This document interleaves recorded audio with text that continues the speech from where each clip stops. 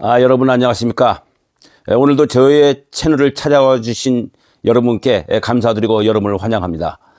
제가 오늘은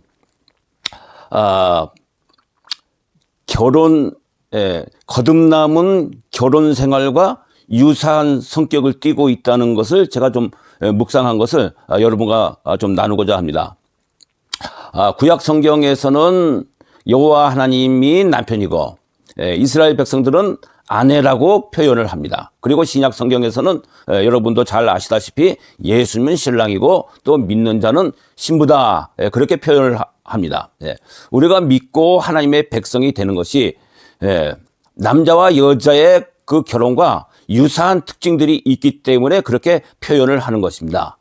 이 세상에서 남자와 여자가 결혼을 하려면 서로 간에 만나서 교제하고 상대방을 탐색하고 그 조건이 어떠한지 탐색하고 서로 간에 끌려서 마음에 끌려서 결혼에 합의해야 되지 않습니까? 우리와 예수님과의 그 영적인 결혼도 그런 과정을 밟는 것입니다. 상대방이 나에게 뭘 요구하는지 내가 그런 조건을 감내할 의사가 있는지 서로 간에 그거 살펴보지 않겠습니까? 제 친구의 그 형님이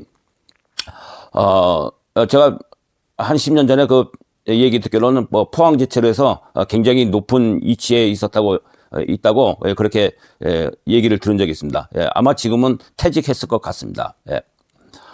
제가 학창 시절에 그 형님을 봤을 때 그분은 얼굴에 그 총기가 보이고 한눈에도 이게 마음이 끌리는 그런 쾌남하라고 할까요? 그런 분이셨습니다. 고려대학교를 나온 인재였는데 총각 시절에 그 교제하던 여자와 결혼이 성사되지 않았는데 그 중요한 그 이유가 말이죠. 시어머니 될 그 자기 어머니와 그 여자와의 어떤 알력이었습니다. 제가 그 자세한 내용은 모르지만 여자는 그 남자를 굉장히 좋아하고 결혼을 하고 싶지만 시어머니를 모시고 싶진 않고 그래서 깨진 것 같았습니다. 남자 쪽에서요. 그분은 그 홀로 되신 그 홀 어머니의 그 행복이 대단히 중요한 고려사항이었기 때문에 여자에게 불합격을 주었습니다. 그렇기 때문에 제가 드리고자 하는 말은 예수님은 우리와의 그 영적인 연합을 결정하실 때 죄인들이 예수님의 뜻대로 살 생각이 있는지 하나님 아버지의 영광을 위하여 헌신할 뜻이 있는지를 헤아리시는 것입니다. 이 세상에서 남자를 진정으로 사랑하지도 않으면서 상대방의 그 재산이나 지위를 탐해서 접근하는 그 여자들도 있지 않습니까? 만일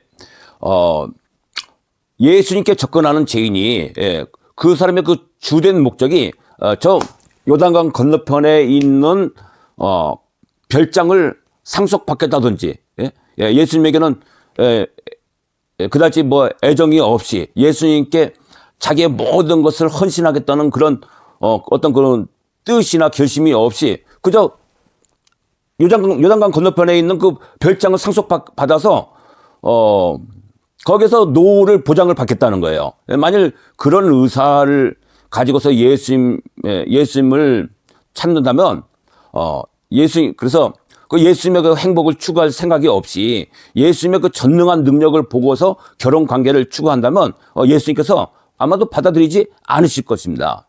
그런데 오늘날 교회에서는 말이죠. 매우 이상한 인식이 퍼져 있습니다. 내가 영적 기도를 했다든지 혹은 예수님이 날 위해 죽으셨다고 내가 신앙 고백을 했다든지 하면 구원받았고 예수님과 신랑 신부의 관계가 되었다는 것입니다. 그러니까 예수님의 의사는 관계없이 그 나의 일방적인 접근과 나의 일방적인 의사로 결혼 관계가 성립되었다고 상상하는 것입니다. 그러니까 죄에서 돌이키는 말씀을 전하시는 분들이 죄에서 돌이키는 그러한 조건을 말하지 않고 그저 믿음을 고백하면 예수님을 영접한 것이라는 그런 그 어리석은 그 단순함이, 그 지나친 단순함이 교인들을 구덩이로 밀어 넣는 것입니다. 영접하는 자, 곧 그 이름을 믿는 자들에게는 하나님의 자녀가 되는 권세를 주셨으니, 이러한 그 구절들을 말이죠, 지나치게 단순하게 적용시켜서 누군가가 그럼 그 믿음을 고백하면 예수님을 영접했고 구원을 받았고 하나님의 백성이 되었다. 그런 그 논리를 적용을 시키는 거죠. 그런데 이것은요, 그 영접 기도를 말하는 것이 아닌 것입니다. 제가 어떤 그 채널에서 그런 설명을 들었는데 그 목사님의 이름은 모르겠어요. 근데 그 은혜의 미니스트리라는 그 채널이었습니다. 근데 그런 설명을 들었습니다. 영접한다는 말은 헬라어 원어로 람다노라는 말인데, 그것은 계속되고 있는 그 관계를 말하는 것입니다. 결혼 생활을 말하는 것입니다. 그러니까 결혼식과 결혼 생활은 다른 것이죠. 결혼식은 어떤 과거의 한 시점을 말하는 것이고, 결혼 생활이라는 것은 과거로부터 지금까지 계속 이어져 오는 현재의 상태를 말하는 것 아니겠습니까? 그러니까 그 과거의 사건을 말하는 것이 아니고 지속되어지고 있는 현재의 관계, 그 관계를 말한다. 그렇게 말씀드릴 수 있겠습니다. 또 로마서에서는 그 인간이 거듭나는 그 문제를 돌감람나무가 끊어져서, 그 가지가 끊어져서 창 감람나무에 접붙여지는 그 비유로 말을 하고 있습니다. 돌감람나무 가지가 창 감람나무에 접붙여지면 그것은 접붙여진 그 이후로는 한 몸으로 연합이 되는 상태가 되는 것입니다. 그런데 그 창세기 2장에 보면은 아담과 하와의 그 사건에서 이렇게 말하지 않습니까? 이러므로 남자가 부모를 떠나 둘이 합하여 한 몸을 이룰지로다. 이렇게 말하지 않습니까? 그러니까 한마디로 말이죠. 우리가 예수님을 믿고 예수님을 영접하면 아담과 하와가 한 몸이 되듯이, 또 그리고 돌감람나무 가지가 창감람나무에 접붙임을 받고 하나가 되듯이, 그렇게 하나가 되는 내주하는 상태가 되는 것입니다. 지금은 현 시대는 그 맞벌이가 대세가 되었지만은 그 전통적인 개념에서는 뭐 제가 어렸을 때만 해도 뭐 젊은 시절에도 여자는 집에서 살림하고 남자는 밖에 나가서 돈을 벌어서 공급하지 않았습니까? 그것이 전통적인 개념이죠. 그 돌감람나무 가지가 창감람나무에 접붙여지면 창감람나무가 진액을 공급하는 것입니다. 그 뿌리로부터 공급을 하는 것입니다. 돌감람나무 가지는요, 아무 하는 일 없어요. 그냥 붙어 있기만 하면 되는 것입니다. 이처럼 우리가 예수님의 그 신부가 되면요, 예수님께서 우리에게 필요한 것들, 특별히 그 하나님의 자녀요 예수님의 신부로서 품위를 유지할 수 있기 위한 아가페 사랑, 그리고 평강, 그리고 기쁨을 공급해 주시는 것입니다.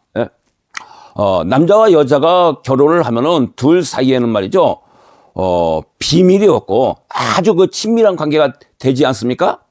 그 예수님과의 그 영적인 그 연합은, 그 영적인 결혼은 이 세상의 육체적인 그 결혼 제도보다 더욱 긴밀하고 아주 친밀한 관계가 되는 것입니다.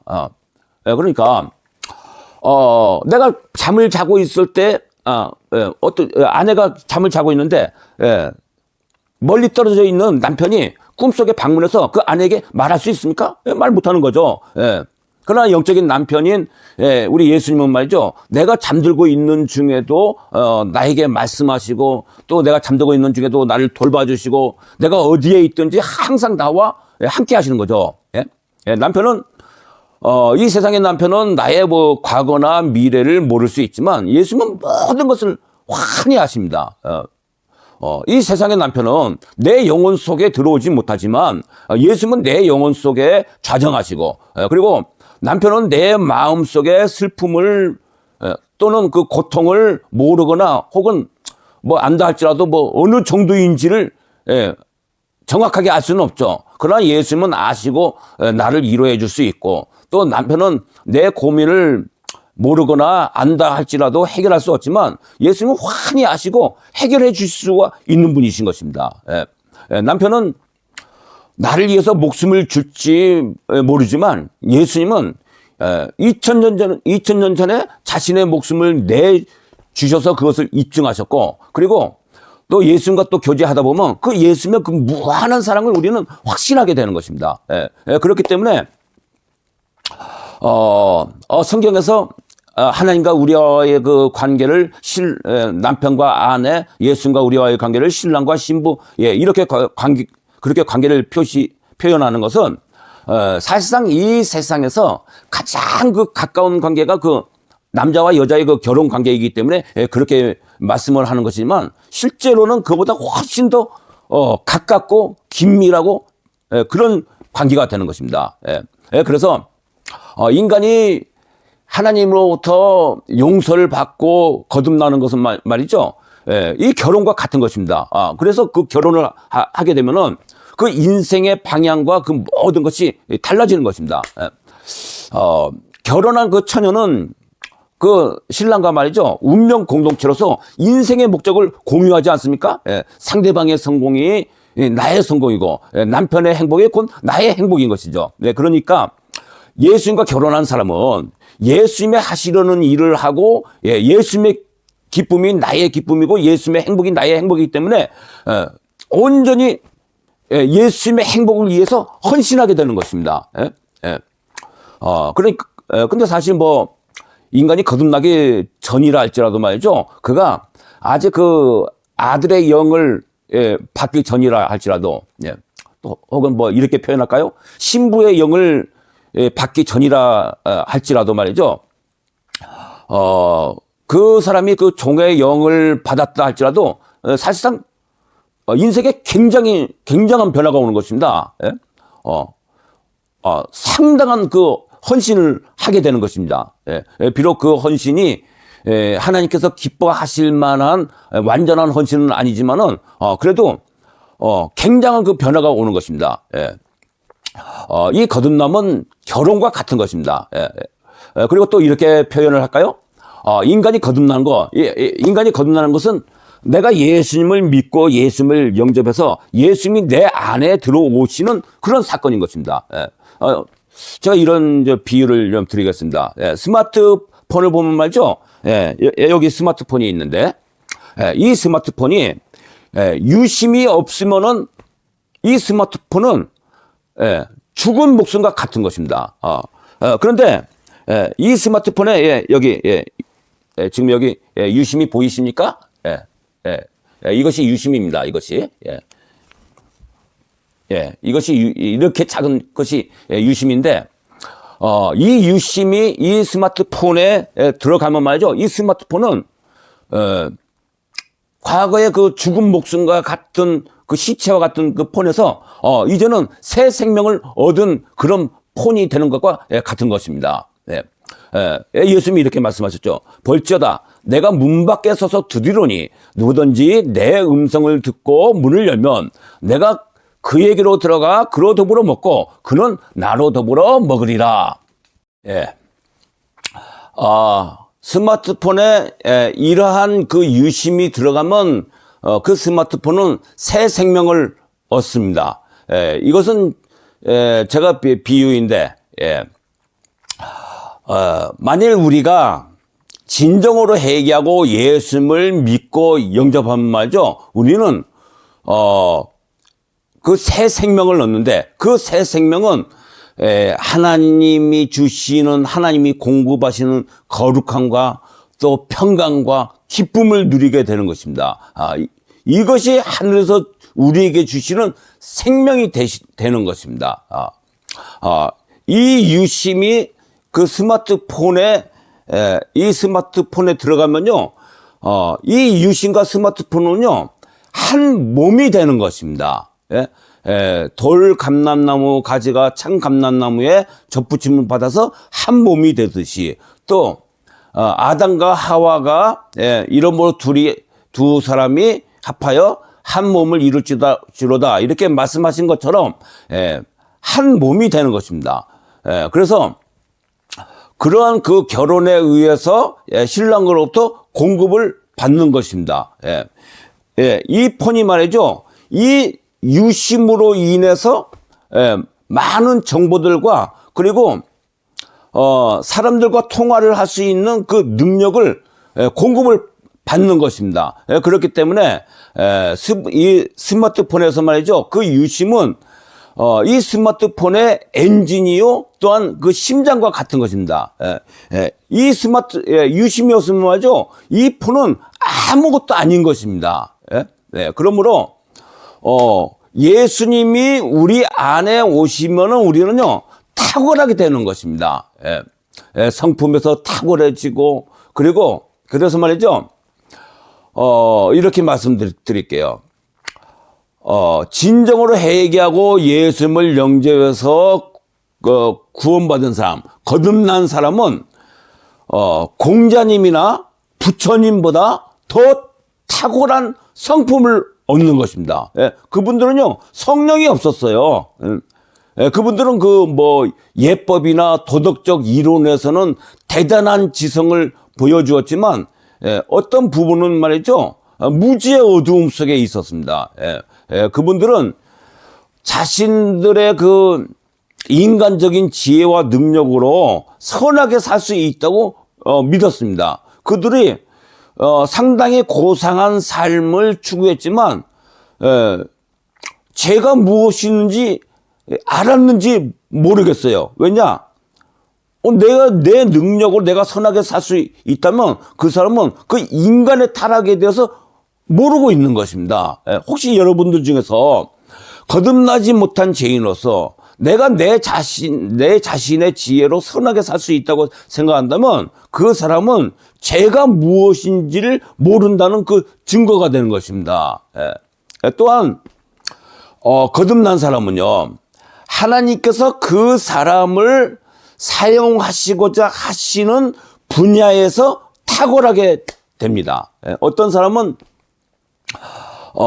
그 사람의 그 본연의 그 인물이나 또는 그 사람의 그 능력보다 탁월한 성과를 보여주는 경우가 있습니다.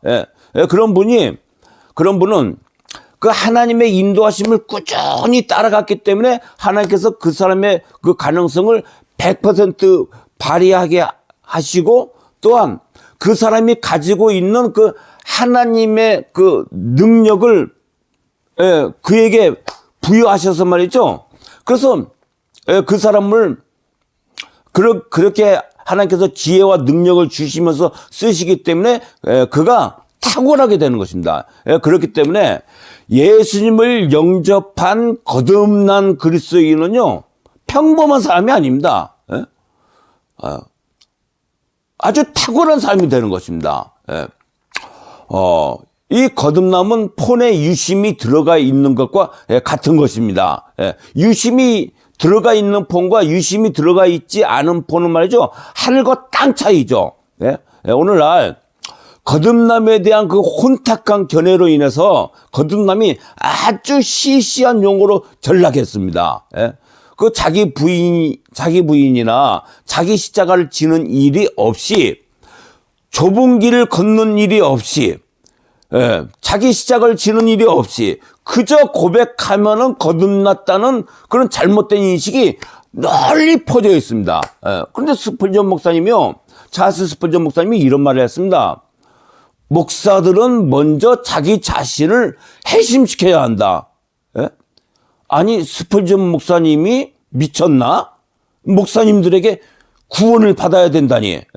만일 제가 말이죠 최초로 이런 말을 했다면 사람들이 저를 얼마나 오만하다고 저를 비난하겠습니까?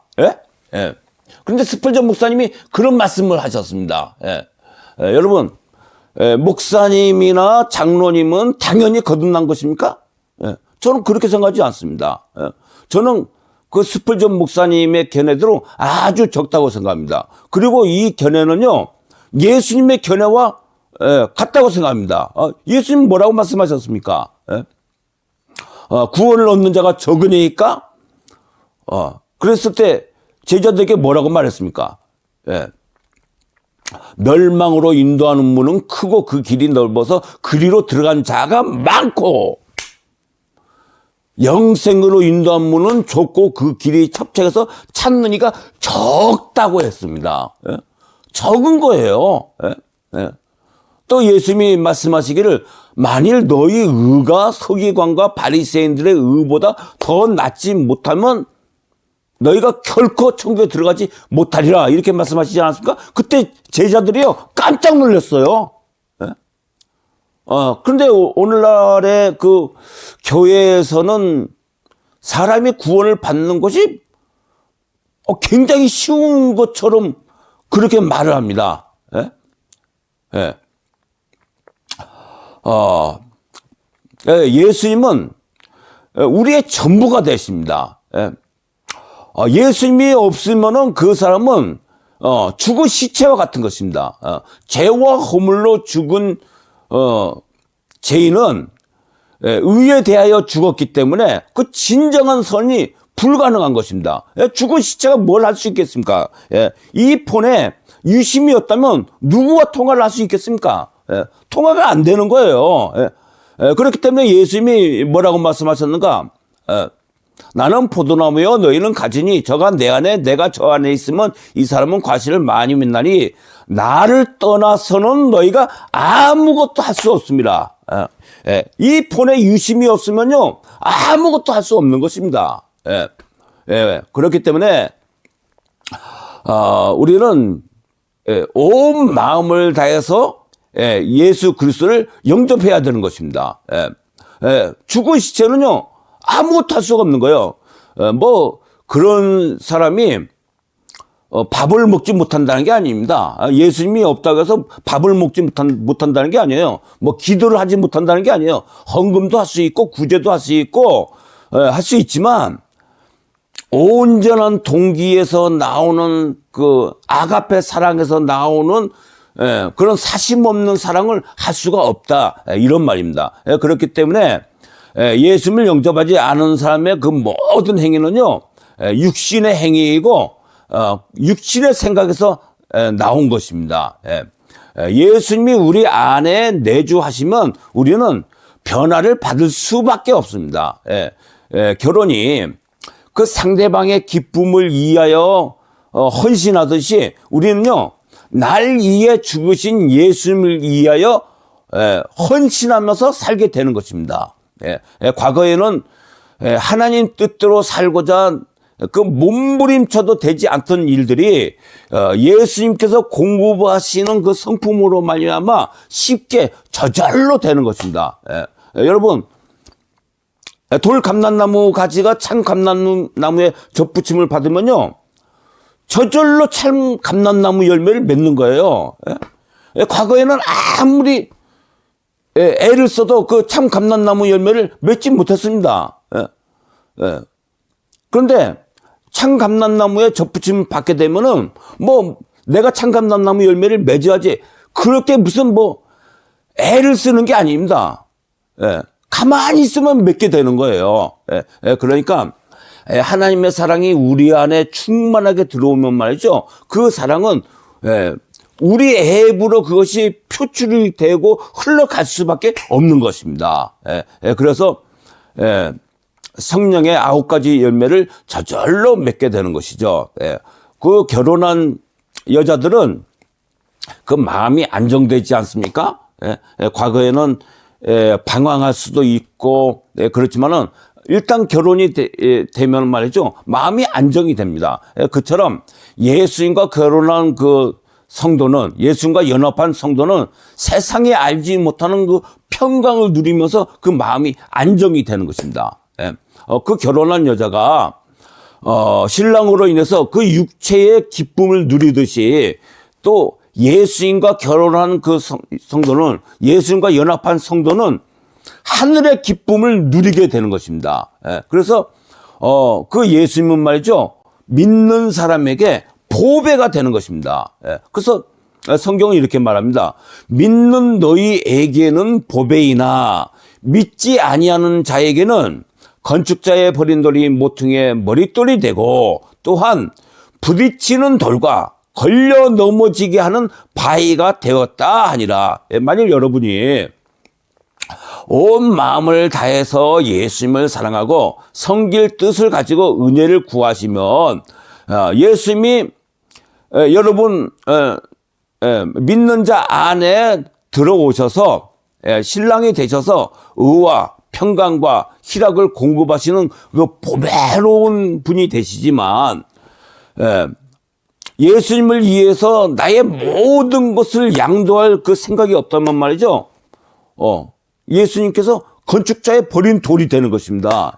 왜 우리 모든 사람은 신앙의 집을 짓는 건축자로서 말이죠. 그 예수님을 버리게 되는 결과가 되는 것입니다. 그렇기 때문에 여러분 예수님을 믿음으로 영접하는 것을 나의 최고의 목표가 되게 하십시오. 예수님은 그런 사람을 아는 것입니다. 저 사람이 나를 최고로 알고 오직 나를 영접하는 것을 인생의 목적으로 생각하고 나를 찾고 기다리는구나. 이걸 예수님은 아시는 거예요. 그래서 한 달이든 1년이든 10년이든 그 예수님을 영접하기 위해 찾고 기다린다면 여러분은 탁월한 그리스도인이 되는 것입니다. 이렇게 예수님을 영접하는 과정이 이런 과정이기 때문에 그것이 좁은 문이다, 좁은 길이다, 그렇게 말을 하는 것입니다. 그러므로 여러분 나의 인생의 최고의 목적은 예수님을 영접하고 예수님을 사랑하고 예수님을 행복을 구하고 예수님을 예배하고 예수님을 기쁘시게 하고 그것을 최고의 목적으로 삼으십시오. 그러면은 여러분 반드시 구원을 받고 영접하고 거듭나게 될 줄 믿습니다. 감사합니다. 감사합니다.